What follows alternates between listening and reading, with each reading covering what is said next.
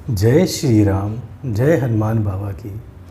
और मैं आज आपका फिर से स्वागत करता हूँ इस संपूर्ण सृष्टि ज्ञान चैनल में।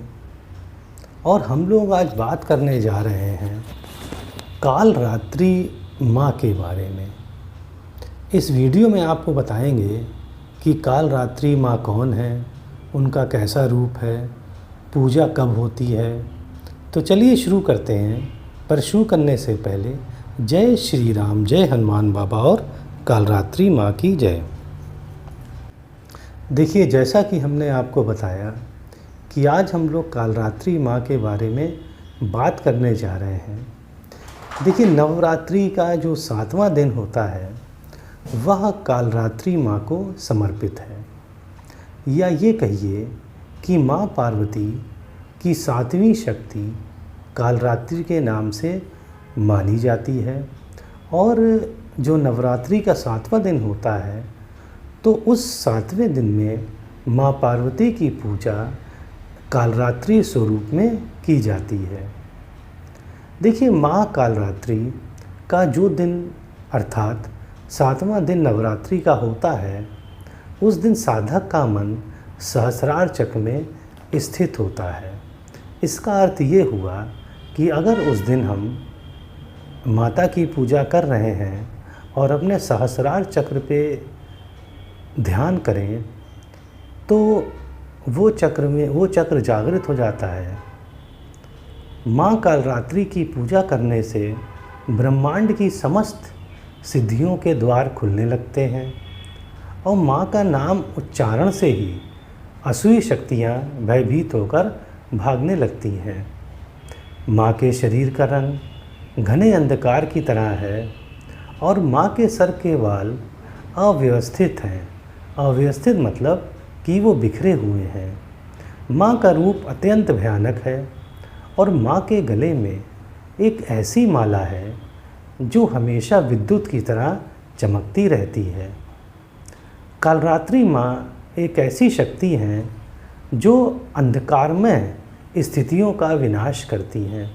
मतलब ये है कि अगर हमारे जीवन में कुछ ऐसी स्थितियां आ गई हैं जो हमारा जीवन अंधकार से भर रही हैं, तो अगर हम माँ कालरात्रि की पूजा करेंगे तो वो स्थितियां अपने आप ख़त्म हो जाएंगी जो हमारे जीवन में अंधकार कर रही हैं।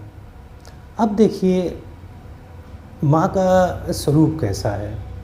देखिए, माँ के 3 नेत्र हैं और माँ के 3 नेत्र ऐसे हैं जो बिल्कुल ब्रह्मांड की तरह गोल हैं। और माँ जब सांस लेती हैं तो उनकी नासिका से अग्नि निकलती है और माँ की सवारी गर्दभ है या गधा है।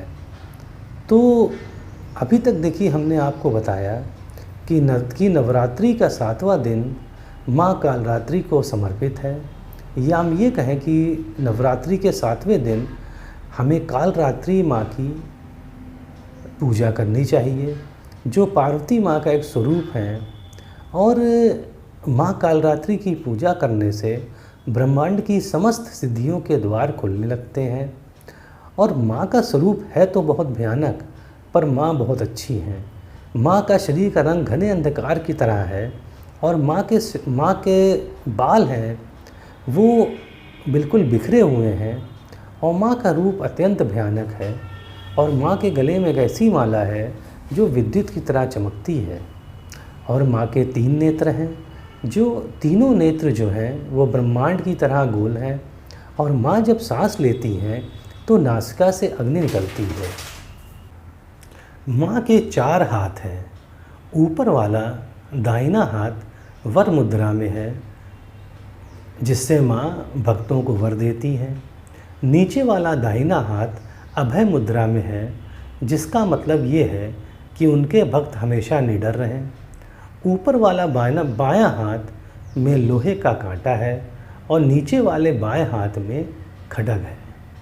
तो माँ के 4 हाथ हैं। ऊपर वाला दाहिना हाथ वर मुद्रा में है, जो भक्तों को वर देता है। नीचे वाला दाहिना हाथ अभय मुद्रा में है, जिसका मतलब ये है कि उनके भक्त हमेशा निडर रहें। ऊपर वाला बाएं हाथ में लोहे का कांटा है और नीचे वाले बाएं हाथ में खड्ग है। देखिए, माँ का रूप चाहे कितना भी भयंकर हो, पर माँ हमेशा सदैव शुभ फल देती हैं। और माँ चूँकि हमेशा शुभ फल देती हैं, इसलिए माँ को शुभंकरी भी कहा गया है। तो माँ का नाम शुभंकरी इसलिए पड़ा है क्योंकि माँ हमेशा शुभ फल देती हैं। अब कालरात्रि की माँ की पूजा करने से ग्रह बाधा अपने आप दूर हो जाती है और माँ की कृपा से भक्त हर तरह के भय से मुक्त हो जाता है। माँ की पूजा से कुंडली में अगर शनि ग्रह कमज़ोर है तो वो भी मजबूत हो जाता है। और माँ को रात रानी का फूल बहुत पसंद है और माँ को नीला रंग भी बहुत पसंद है। तो फिर एक बार बता दें कि माँ के 4 हाथ हैं। एक हाथ वर मुद्रा में है, एक हाथ अभय मुद्रा में है, एक हाथ में लोहे का कांटा है और एक हाथ में खड्ग है। और माँ का रूप कितना भी भयानक हो, माँ हमेशा अच्छे फल देती हैं, इसलिए माँ को शुभंकरी कहा गया है। और माँ की पूजा से ग्रह बाधा अपने आप दूर हो जाती है।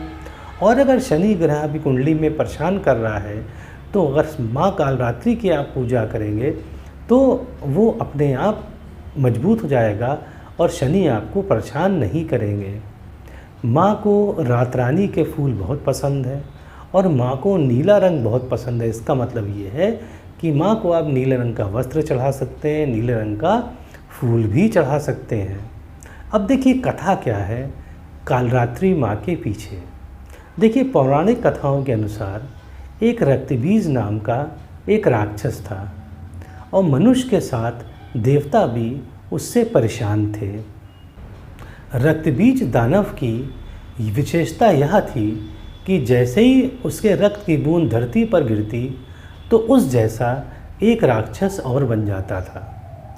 अब उस राक्षस से परेशान होकर सभी देवतागण भगवान शिव के पास पहुँचे और कहा, प्रभु आप ही हल निकलवाइए और इस रक्तबीज राक्षस को हमारे पास से हटवाइए या उसका वध करवाइए।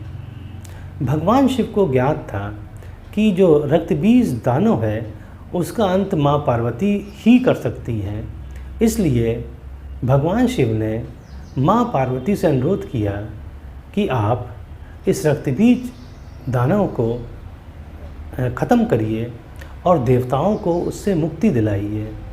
तो माँ पार्वती ने स्वयं की शक्ति व तेज से माँ कालरात्रि को उत्पन्न किया। अब जब युद्ध शुरू हुआ तो युद्ध में जब माँ दुर्गा ने दैत्य रक्तबीज का अंत किया तो उसके शरीर से निकलने वाले रक्त को माँ कालरात्रि ने ही बीच में ही पी लिया। जैसे जैसे रक्त निकलता जाता माँ कालरात्रि उसे धरती पर नहीं गिरने देती थी और उसको रास्ते में ही पी लेती थी। इस तरीके से पूरा रक्त माँ ने पी लिया और एक बूंद रक्त भी ज़मीन पर नहीं गिर पाया। और इस तरीक़ा से माँ कालरात्रि ने सहायता करी माँ दुर्गा की रक्तबीज राक्षस को ख़त्म करने के लिए। तो इसी रूप में माँ पार्वती कालरात्रि माँ कहलाई। तो उम्मीद है आपको समझ में आ गया होगा कि कालरात्रि माँ कौन है, इनके पीछे कथा क्या है और इनका रूप कैसा है। तो अच्छा लगता है तो सब्सक्राइब करिएगा। अब मुझे आज्ञा दें। जय श्री राम, जय हनुमान बाबा और कालरात्रि माँ की जय।